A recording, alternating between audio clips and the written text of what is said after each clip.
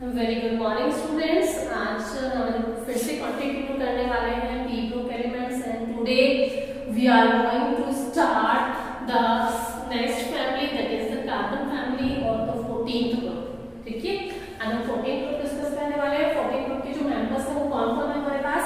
Carbon, silicon, germanium, tin और lead. ठीक है, this is carbon, silicon, germanium, tin और lead. These are the members of group 14 or you can say carbon family. Its configuration is 2p2, its configuration is 2p3, 2p4, 2p5 and 2p6. Suppose carbon has a atomic number 6. This is 1s2, 2s2 and 2p2. यानी कि we have to take only the outer configuration. This is 2p2. Now silicon had 3p2. This is germanium 4p2.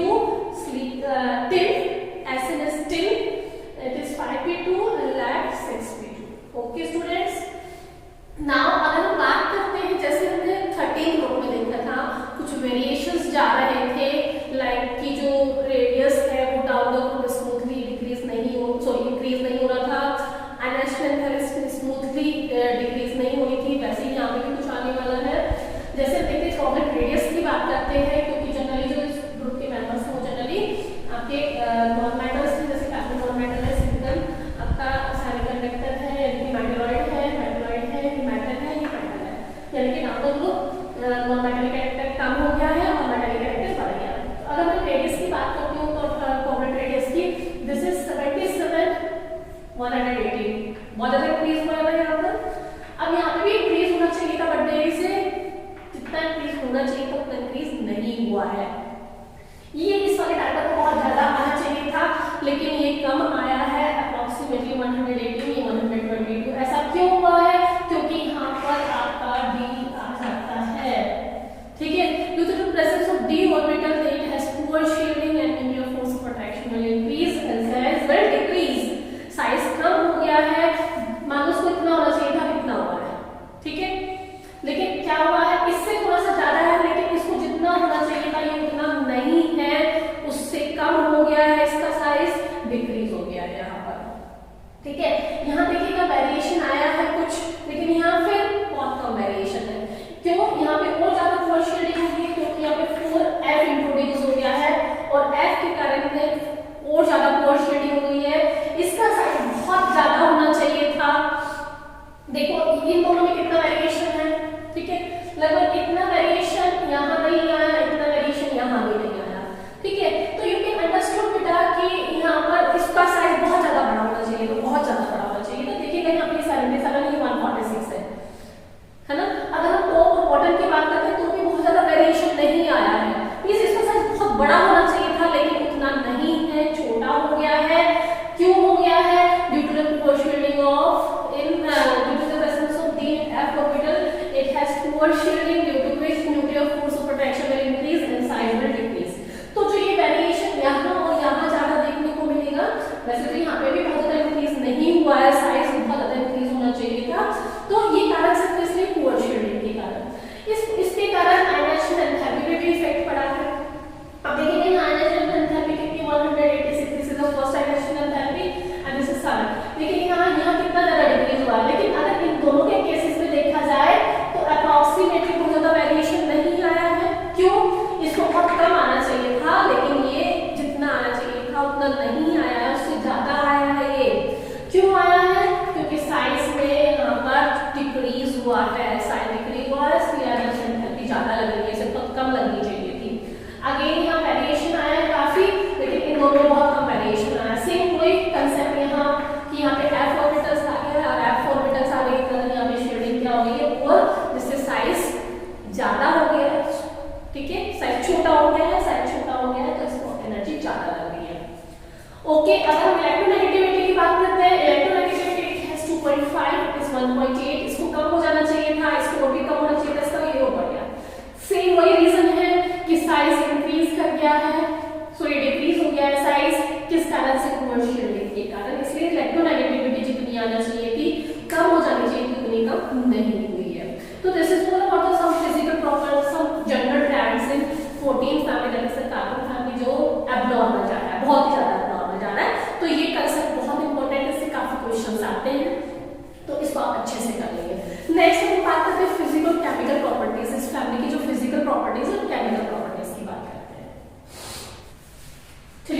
Properties देख लेते हैं। देखिएगा बेटा physical properties की अगर बात करते हैं तो इसमें आपका कार्बन और जो सिलिकॉन है आपका नॉन मेटल्स है, जर्मेनियम मेटल है, और इन और आपका मेटल्स है। तो दे फॉर्म कोवलेंट कंपाउंड्स, ठीक है, and they form ionic compounds. अगर हम बात करते हैं कि ऑक्सीडेशन स्टेट्स की, तो they can show two types of oxidation state, +2 and +4 oxidation state show करते हैं। जो कार्बन है +2 +4 दोनों ही शो कर रहा है, ठीक है। लेकिन जो इसके बाकी मेंबर्स हैं जैसे आपके सिलिकॉन आपका +2 और +4 दोनों शो कर रहा है, जर्मेनियम आपका +2 और +4 दोनों शो कर रहा है, टिन आपका +2 और +4 दोनों शो कर रहा है, और लेड आपका +2 +4 दोनों शो कर रहा है। देखिए जब हम डाउन द ग्रुप जाते हैं, जो हायर ऑक्सीडेशन स्टेट्स होती हैं, मींस ये अनस्टेबल हो जाएगी, ठीक है। अगर मैं लेड की बात करती हूँ, जैसे PbCl2 और PbCl4, ठीक है। अगर मैं दोनों की बात करती हूँ तो ये स्टेबल है और ये अनस्टेबल है, क्योंकि +2 है और +4 है, और डाउन का ग्रुप जो +4 ऑक्सीडेशन स्टेट है वो अनस्टेबल होती चली जाती है। क्यों हो जाती है?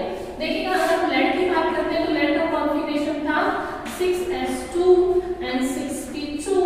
ये इन दो इलेक्ट्रॉन्स को लूज कर देगा, और ये वाले दो इलेक्ट्रॉन लूज नहीं हो पाते हैं क्योंकि यहाँ पे अट्रैक्शन ज्यादा हो जाता है, क्योंकि इनको लूज करने के बाद ये सब सेल खत्म हो गई, यहाँ अट्रैक्शन ज्यादा हो गया, इनको इलेक्ट्रॉन्स लूज नहीं करेगा, सिर्फ ये दो लूज हुए, इसके +2, ठीक है।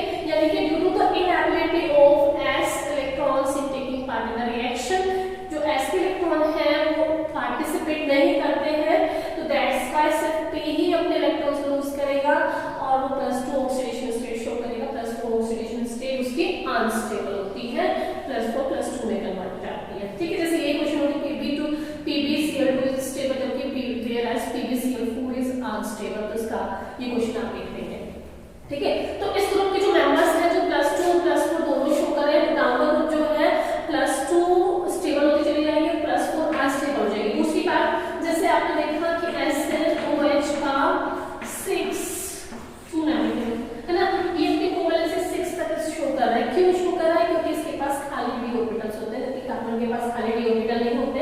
कार्बन से CCl4 यानी कि वो अपनी कोवलेंसी को एक्सटेंड नहीं कर पाता, जबकि बाकी सारे मेंबर्स जैसे सिलिकॉन SiF6 नेगेटिव यानी कि कोवलेंसी +6 तक शो कर रहा है कोवलेंसी, तो दैट्स व्हाई इस ग्रुप के जो मेंबर्स हैं कार्बन को छोड़ के बाकी सब कोवलेंसी 6 तक शो कर सकते हैं। क्यों? क्योंकि उनके पास खाली d ऑर्बिटल्स होते हैं। वो दो तरह के ऑक्सीडेशन स्टेट शो करते हैं, +2 और +4, और जो +4 है डाउन द ग्रुप अनस्टेबल होती चली जाएगी और +2 स्टेबल हो जाएगी, ठीक है। अब बात करते हैं केमिकल प्रॉपर्टीज। देखिए अगर हम केमिकल प्रॉपर्टीज की बात करते हैं, सबसे पहले बात आती है ऑक्सीजन के साथ रिएक्शन। इस ग्रुप के जो मेंबर्स हैं दो तरह के ऑक्साइड्स बनाते हैं, MO and MO2, just like carbon monoxide and carbon dioxide, ठीक है। सिलिकॉन ऑक्साइड और सिलिकॉन डाइऑक्साइड्स लाइक दिस, ठीक है। तो इस ग्रुप के दो तरह के ऑक्साइड्स बनते हैं, मोनोऑक्साइड्स और डाइऑक्साइड्स। जो अगर हम इनके नेचर की बात करते हैं, क्योंकि ये नॉन मेटल है, नॉन मेटल ऑक्साइड्स होते हैं, या तो एसिडिक या न्यूट्रल होते हैं। ये मेटल है, एम्फोटेरिक शो कर रहा है, ये मेटल्स है, तो ये आपका क्या शो कर रहे हैं? एम्फोटेरिक नेचर शो कर रहे हैं यहाँ पर। तो जैसे अगर मैं बात करती हूँ जर्मेनियम की, ठीक है, तो ये आपका जब जर्मेनियम है ये न्यूट्रल है, जबकि ये एसिडिक है, ठीक है। ऐसे ही कार्बन मोनोऑक्साइड ये न्यूट्रल है और ये एसिडिक है। लेकिन अगर मैं 10 की बात करती हूँ, Sn सिलिकॉन ऑक्साइड की बात करती हूँ, Pb2 की बात करती हूँ, ये एम्फोटेरिक नेचर शो कर रहा है, एसिडिक एज बेसिक दोनों नेचर शो कर रहे हैं, ठीक है। ये तो बात हो गई ऑक्साइड्स की। अगर मैं वाटर के साथ रिएक्शन करती हूँ, water reaction with water, next है रिएक्शन विद वाटर, तो जो आपका कार्बन है, सिलिकॉन है, they do not react with, and germanium they do not react with water, ठीक है। Only silicon reacts with water and that is also unaffected by the water. क्यों? क्योंकि उसके पास एक ऊपर एक थिन लेयर, प्रोटेक्टिव लेयर बनी होती है जो वाटर को रिएक्शन करने से रोक देती है। Only here tin will react with water, ठीक है। टिन जो है वो वाटर के साथ रिएक्शन करेगा, जो वाटर होना चाहिए वो किस फॉर्म में? स्टीम, यानी कि एट हाई टेंपरेचर, यानी कि वाटर एट हाई टेंपरेचर, ठीक है। It's at very high temperature and it should be in gaseous state, तो it will form tin oxide and release hydrogen gas. Okay students, these members do not react with water, only 10 reacts water in the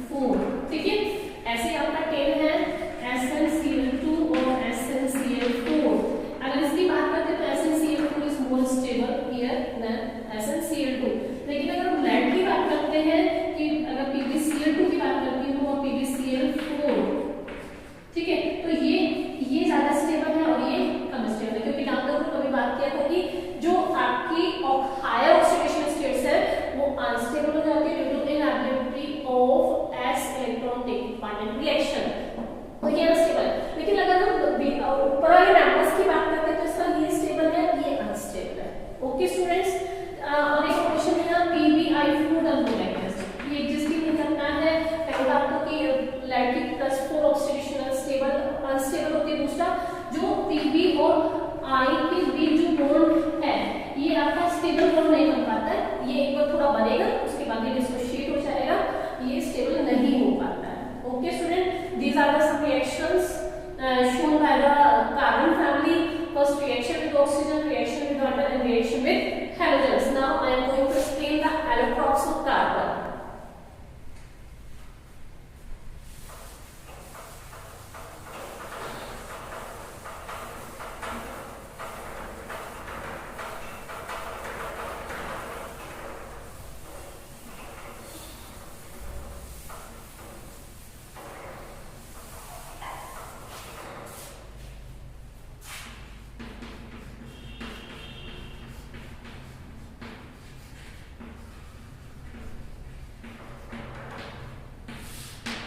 Allotropes of carbon are carbon have 3 allotropes. Number 1 is graphite,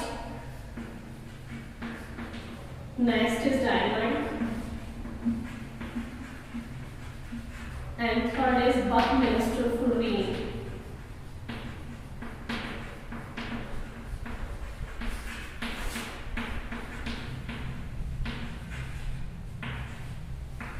ठीक है, first अगर हम diamond graphite अगर मैं important है allotropes of carbon.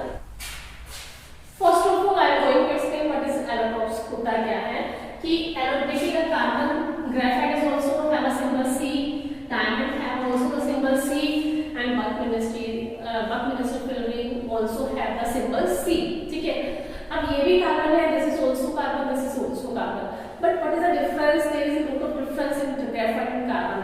बहुत बड़ा difference है, डायमंड और ग्रेफाइट का कोई मैच ही नहीं है। ठीक है, ये सबसे हार्डेस्ट सब्सटेंस है अर्थ का, जबकि ये सॉफ्ट है। ये इलेक्ट्रिसिटी कंडक्ट नहीं करता जबकि इलेक्ट्रिसिटी कंडक्ट करता है। तो बहुत सारी चीजें ऐसी हैं कि मतलब इनकी प्रॉपर्टी कहीं भी मैच नहीं करती है। ठीक है, ना फिजिकल प्रॉपर्टीज मैच करती ना केमिकल प्रॉपर्टीज।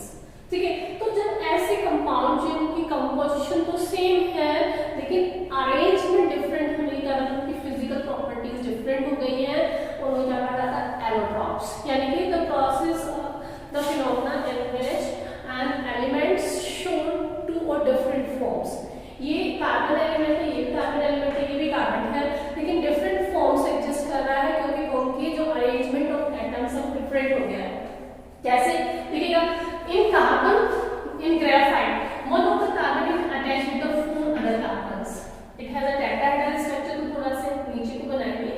ठीक है, in this in the graphite की अगर हम बात करते हैं तो in graphite one of the carbon is attached with other 3 carbon atoms and one of the electrons remains free here, but in graphite one of the carbon is attached with the 4 carbon atoms.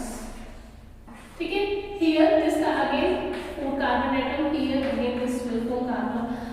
इस तरीके से every carbon is attached with other 4 carbon atom and forms a rigid structure, 3-dimensional rigid structure.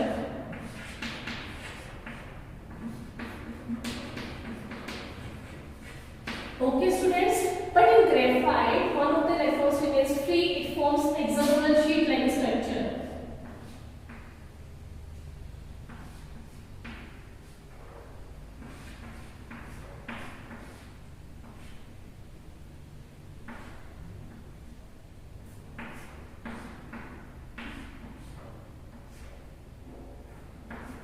Like this, इस तरीके से hexagonal sheets like बनाना चल जाएगा। hexagonal sheet like structure, hexagonal sheet like structure. Okay, it has 3-dimensional structure, it has hexagonal sheet like structure. यहाँ जो sheets बनती हैं hexagonal एक दूसरे के ऊपर slides करती हैं, that why it is soft and slippery in nature, soft and slippery, जबकि ये हार्डेस्ट है। ठीक है, it has one of the electrons free, that's why it can conduct electricity.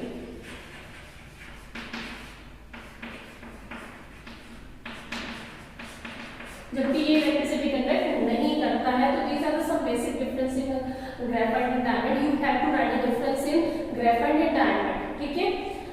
And these are the what is allotropy, allotrops क्या होते हैं, you have to write. Next is the Buckminster fullerene. एक fullerene आपके scientist ने PF show जब वो एक बार research कर रहे थे तो उन्होंने देखा कि जो 60 कार्बन एक साथ जुड़ जाते हैं they form A football like structure बनाते हैं जिसमें कि पेंटागन और हेक्सागन्स बनते हैं. टोटल 60 कार्बन्स वहां थे. These 60 carbons are arranged in the form of pentagon and hexagon and form a football like structure. इसको क्योंकि फुलरीन ने उसको देखा था तो इसलिए उसने उसका नाम क्या रखा, बकमिंस्टर फुलरीन. ठीक है, तो जो फर्स्ट फुलरीन बना था दैट इज C60. ठीक है, अब ये सारे फुलरीन जैसे C120 भी है आपके पास में. तो these are the 3 allotropes of carbon. इसको लिख लेंगे. Now in this way we now next I'm going to explain the anomalous behavior of carbon. चलिए बात कर लेते हैं पर एनॉमलस बिहेवियर ऑफ कार्बन की. अगर हम बात करें कि कार्बन एनॉमलस बिहेवियर शो करता है तो सबसे पहला रीजन है, कारण क्या है उसका, स्मॉल साइज. कार्बन जो प्रॉपर्टीज बाकी मेंबर शो कर रहे हैं वो वाली प्रॉपर्टीज कार्बन शो नहीं करता है, कुछ हटके शो करता है. उस प्रॉपर्टी को कहते हैं एनॉमलस बिहेवियर.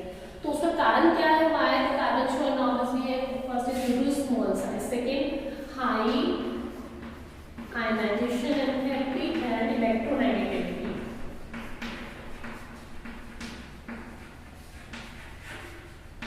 ठीक है, and third is absence of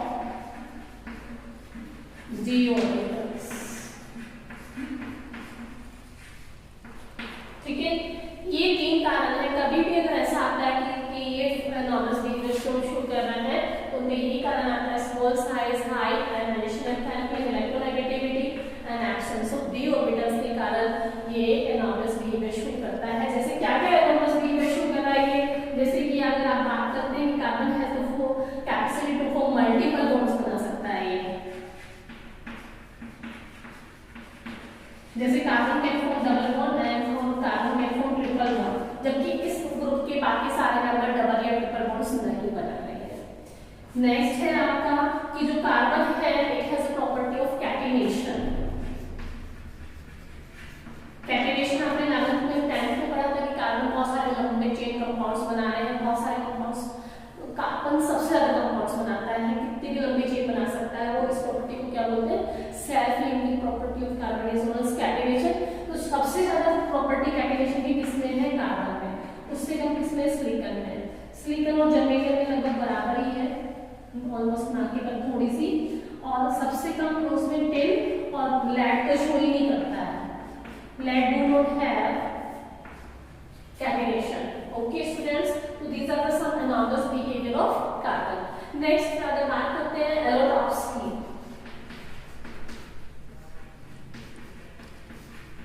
तो सबसे ज्यादा एलोट्रॉप्स कौन शो कर रहा है, कार्बन शो कर रहा है, जबकि बाकी सारे मेंबर एलोट्रॉप्स नहीं बना रहे हैं. So these are the some anomalous behavior of carbon. In this way your chapter is finished here. बाकी जो पोर्शन था वो अभी सिलेबस से डिलीट हो गया है, हमें यहीं तक करना है. तो we have completed up to here. Now the chapter is completed.